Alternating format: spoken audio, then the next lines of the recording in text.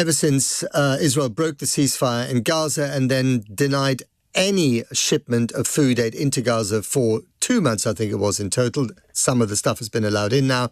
Of course, there's a very controversial distribution of aid by the Gaza Humanitarian Fund, with over 1,000 Palestinians being killed trying to get hold of any kind of food.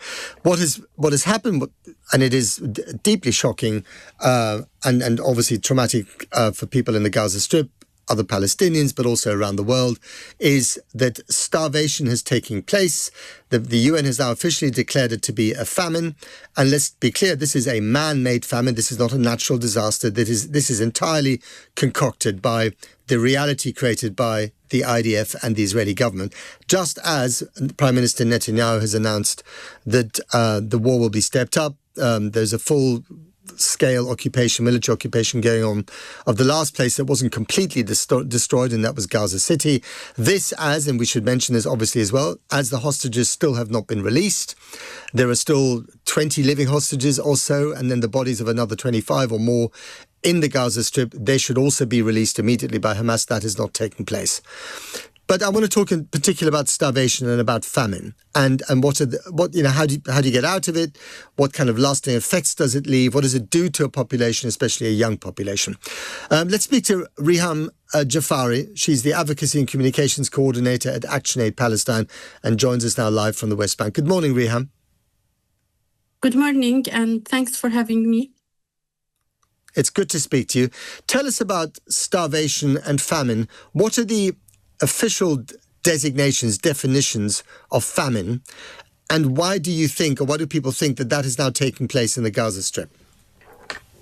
Thank you. Thanks again. So the famine or starvation, it is lack of access to food and feeling hunger and feeling malnutrition and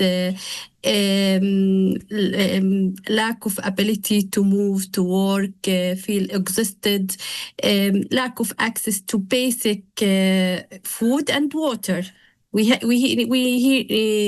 need to focus on the lack of clear water in Gaza, which is another aspect of famine in Gaza. So this famine and the starvation that it is being taking place in Gaza, it is a man-made famine. Resulted and caused by relentless bombing, by severe closure and preventing the delivery of aid by Israeli army and Israeli authorities for months. Since the first day of the war, Israel used the food and the starvation as a weapon of war by preventing and by hindering the delivery of food, closing the borders. What is being delivered to Gaza is very limited, that couldn't cover only 15% of the needs of Gaza. So the people in Gaza, the children, the pregnant women, the lactating women, the breastfeeding women, the mothers, the parents are suffering from malnutrition. Many of them, and especially in the Gaza City, suffer from the acute malnutrition. And yes, this famine is the famine of this century. Right. It's famine that it is unfolding before the eyes of the world. The complicity and the silence of the world, and the world governments and the world leaders let this famine to continue and to reach this level. We repeatedly warned and issued many statements, many press releases, many warnings, indicating that famine will be a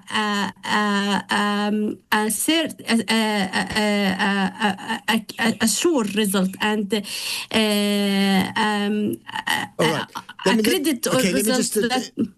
Sure. Let me interject quickly, Riham. I mean, obviously, the Israeli government is vociferously denying that they're using starvation as a weapon of war. They are saying that there is no famine, and some of them are even saying that the pictures of very, very skinny kids, bones and skin, that those are concocted. That's fake news. That's what they're saying. And you obviously disagree with that. I just wonder if we can talk about the specifics for a minute. The Israeli government has also said, this is according to the Israeli newspaper reports inside Israel, that they calculated that the amount of calories they would allow into the Gaza Strip per person was about 1,250. That is not a lot, is it? I didn't hear the last sentence but in general, I want to emphasize and. No, I don't want to go, before we go general, I want to do specifics here. Do the Israelis apparently, when they calculate how much food is permitted into the Gaza Strip, they have come to the conclusion that 1,250 calories per person per day is enough to keep the population alive, but not very well fed. Have you heard about these numbers, and what do you make of them? So what we know that the people in Gaza are sick and are patients and are suffering, and because of the lack of nutritious food. Many of them do not have protein, chicken, meats, eggs for months and months. The nutrition and feeding the people is not counted with the number of calories. To have a healthy people, you have to provide all kinds of foods. You have to remove all the restriction on aid and the humanitarian aid. The fresh vegetables, the agricultural lands, and the fish sectors were completely demolished by this war. So the people need more food, more nutrition foods. The formula baby, the milk, and the breastfeeding is missing in Gaza. So the causes for these malnutrition rates is the lack of food, is the denial access of food, is the denial access of medicine, is the denial access of medical supplies. Here in Gaza, we are not talking about the need for delivering food. There is an urgent and essential needs for delivering medicine, for delivering medical equipment. Sure. The malnourished parents and the malnourished children know that they will not be recovered and they will not be able to access medical treatment in Gaza hospitals because the essential food, the needed food is missing. And I totally understand that. And of course, one doesn't want just, the calorie count. You want a rounded diet. You've got to eat healthy food, not just stuff those calories in. But that is the calculation that has been made. I don't think the Israeli army or anyone else for that matter, even aid agencies in famines, necessarily look at balanced diets. They just look at the sheer number of calories that can be put into people. Just finally, though, Riham, what effect do you think all this malnutrition, starvation and famine will have, especially on younger people in Gaza? It will impact their health, their recognition, their growth, their mental status, their understanding, their interaction. This impact will last for decades and will affect their personality, their interaction. It couldn't be even cured or treated within the collapse of the health system in Gaza.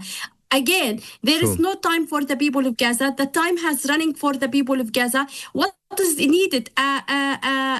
Immediate ceasefire and a crossing and opening all the crossing borders and removing all the restrictions on the humanitarian aid.